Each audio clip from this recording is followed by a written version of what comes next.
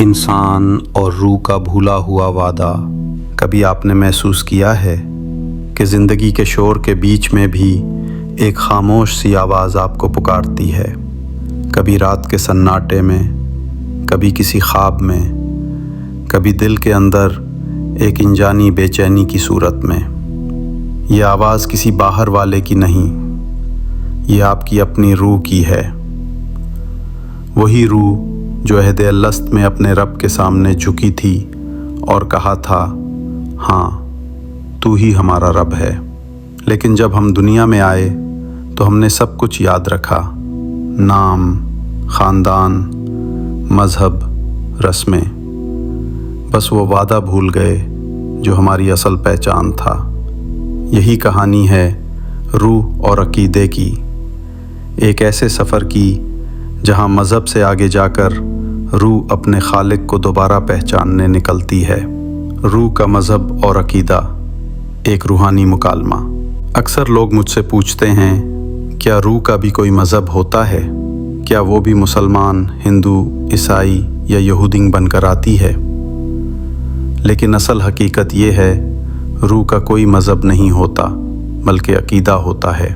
روح اس نور کا حصہ ہے جو اللہ تعالیٰ نے خود اپنی طرف سے پھونکا، اور وہ نور کسی مذہب، قوم یا فرقے سے نہیں جڑا ہوتا، وہ براہ راست اپنے خالق سے جڑا ہوتا ہے۔ مذہب دراصل جسم کے لیے ہے، یعنی وہ عبادات، رسمیں، طور طریقے، شریعت اور ضابطے جنہیں انسان دنیا میں اپناتا ہے، یہ سب جسمانی دنیا کے قوانین ہیں۔ لیکن روح، وہ تو اس عالم ارواح کی گواہ ہے جہاں ہر روح نے اپنے رب کے سامنے کہا تھا، کالو بلائی، ہاں تو ہی ہمارا رب ہے۔ اسی لمحے روح نے اپنا پہلا اور آخری عقیدہ اختیار کر لیا، توحید، ایک خالق پر ایمان۔ یہی وہ بنیاد ہے جس پر روح کی اصل کھڑی ہے۔ دنیا میں آنے کے بعد وہ روح مختلف گھروں، قوموں یا مذاہب میں پیدا ہو جاتی ہے۔ کوئی مسلمان کہلاتی ہے، کوئی ہندو، کوئی عیسائی، لیکن روح کا تعلق ان ناموں سے نہیں، بلکہ اس وحدت سے ہے جس سے وہ نکلی ہے۔ روح، جسم اور نفس، تین جہتوں کی حقیقت۔ انسان کی تخلیق تین جہتوں پر مشتمل ہے، روح، جسم اور نفس۔ روح نور اور علم کا سرچشمہ ہے، یہ براہ راست خالق کی طرف سے ہے۔ جسم مٹی سے بنا ایک لباس ہے، ایک مشین ہے جو اس دنیا میں چلتی ہے، کھاتی ہے، بولتی ہے، عبادت کرتی ہے، گناہ کرتی ہے، لیکن اصل کنٹرول روح کے ہاتھ میں ہوتا ہے۔ اور نفس وہ درمیانی قوت ہے جو روح اور جسم کے درمیان موجود ہے۔ یہ وہ مقام ہے جہاں انسان کا امتحان شروع ہوتا ہے، کیونکہ نفس کو آگ سے پیدا کیا گیا، اور یہی وہ دروازہ ہے جس سے شیطان انسان کے اندر داخل ہوتا ہے۔ شیطان جو خود بھی آگ سے بنا، نفس کے ذریعے انسان کے خیالات، ارادوں اور خواہشات پر اثر انداز ہوتا ہے۔ اسی لیے قرآن میں بار بار کہا گیا، جس نے اپنے نفس کو پاک کر لیا وہ کامیاب ہوا، اور جس نے اسے آلودہ کر دیا وہ ناکام ہوا۔ انسان کی اصل جنگ باہر نہیں بلکہ اندر ہے، اپنے نفس کے ساتھ۔ جو اپنے نفس کو قابو کر لیتا ہے وہی حقیقت میں جیتا ہے، اور جو اپنے نفس کا غلام بن جاتا ہے وہ ہمیشہ ہارتا ہے، چاہے دنیا اسے کامیاب سمجھے۔ شیطان کا اثر اور انسان کی اندرونی جنگ۔ شیطان انسان کو کسی اور ذریعے سے نہیں بہکاتا، وہ صرف وسوسہ ڈالتا ہے، ایک خیال، ایک لمحاتی خواہش، اور پھر انسان خود اس خیال کو عمل میں بدل دیتا ہے۔ یہی وجہ ہے کہ بعض اوقات انسان کو لگتا ہے کہ وہ نیکی کرنا چاہتا ہے، مگر دل میں کوئی طاقت روک رہی ہے۔ وہ طاقت شیطان نہیں بلکہ اندر کا بگڑا ہوا نفس ہے جسے شیطان نے اپنا غلام بنا رکھا ہے۔ جب روح مضبوط ہو تو شیطان کمزور ہو جاتا ہے، لیکن جب روح بھٹک جائے تو نفس طاقتور ہو جاتا ہے اور وہ انسان کو اپنے قابو میں لے لیتا ہے۔ خواب، مرنے والے اور برزخ کی حقیقت۔ پھر سوال اٹھتا ہے، جب ہم خواب میں اپنے مرے ہوئے والدین، دوستوں یا عزیزوں کو دیکھتے ہیں تو کیا وہ خواب حقیقت ہوتے ہیں؟ کیا وہ واقعی ہم سے بات کرتے ہیں؟ ذریعہ ہاشمی کے مطابق انسان کے مرنے کے فوراً بعد اس کا وقت حشر شروع ہو جاتا ہے۔ اسے قیامت کا انتظار نہیں کرنا پڑتا۔ نیک اور پاک روحیں فوراً اپنے خالق کے قریب نور کے جہان میں پہنچ جاتی ہیں۔ ان کے لیے قبر باغ بن جاتی ہے۔ گناہگار روحیں عذاب میں مبتلا رہتی ہیں یہاں تک کہ ان کی آزمائش مکمل ہو، اور کچھ روحیں درمیان کے درجے میں ہوتی ہیں، نہ مکمل نیک نہ مکمل بد۔ انہیں کبھی کبھی روحانی ذمہ داریاں دی جاتی ہیں کہ وہ اپنے کسی عزیز یا قریبی شخص کے خواب میں آئیں، کوئی پیغام دیں یا اپنی کسی ناتمام نیکی یا قرض کی تکمیل کا اشارہ کریں۔ اسی لیے بعض خواب بہت واضح، گہرے اور روحانی سچائی محسوس ہوتے ہیں، جیسے کوئی واقعی ہم سے بات کر رہا ہو۔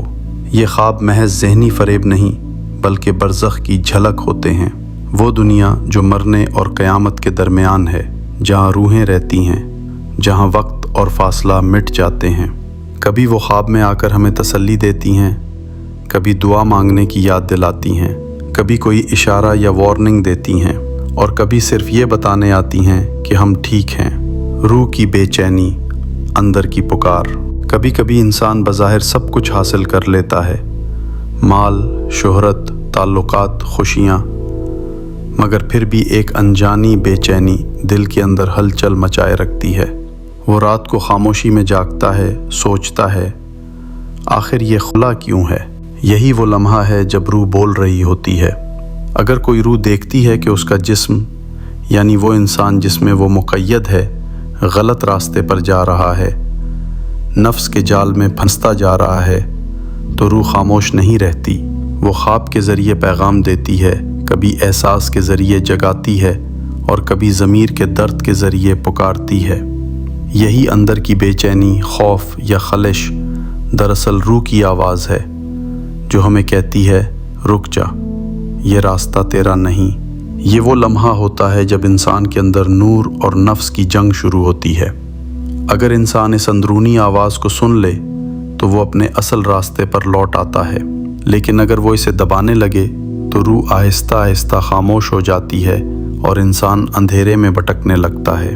روح کی بے چینی دراصل ہدایت کی دعوت ہے، ایک یاد دہانی کہ تمہاری اصل جگہ یہ دنیا نہیں بلکہ تمہارا رب ہے، وہ وعدہ جو ہم بھول گئے۔